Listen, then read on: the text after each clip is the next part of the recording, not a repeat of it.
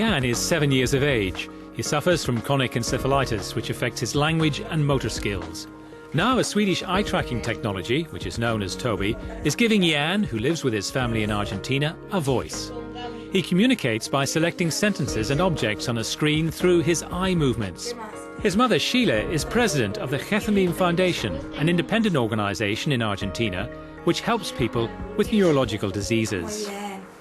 The peace of mind I get as a mother is very important. Right now, what has changed with Jan is that he can play on his own.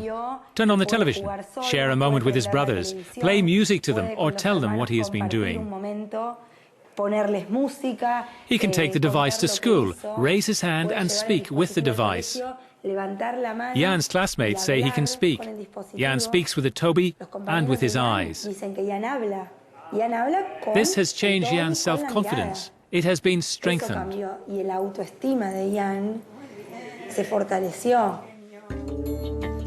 Gethemin Foundation is teaching professionals across the country how to use the technology. The Center of Integral Rehabilitation and Neurological Education in Buenos Aires is one place where people learn how it works. 4-year-old Eluni Rodino is one of the children stimulated by Toby, and the therapists agree that her improvement is noticeable.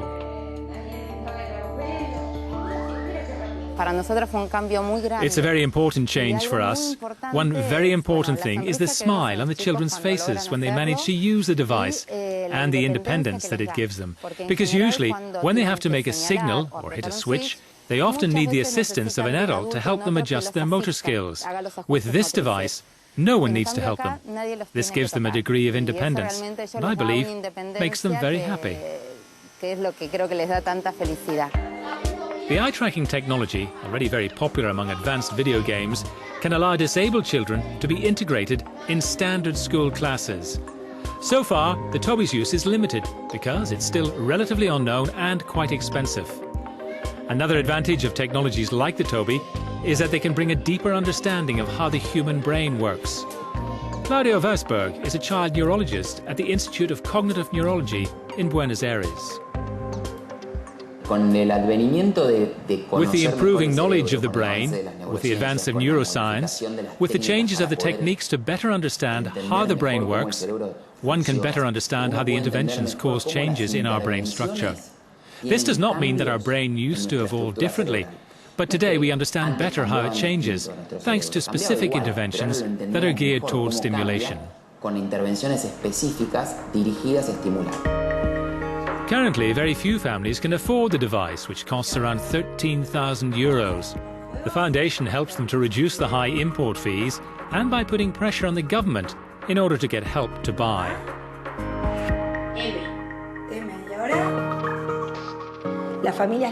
Families buy it directly from its country of origin, and the foundation helps them to import it.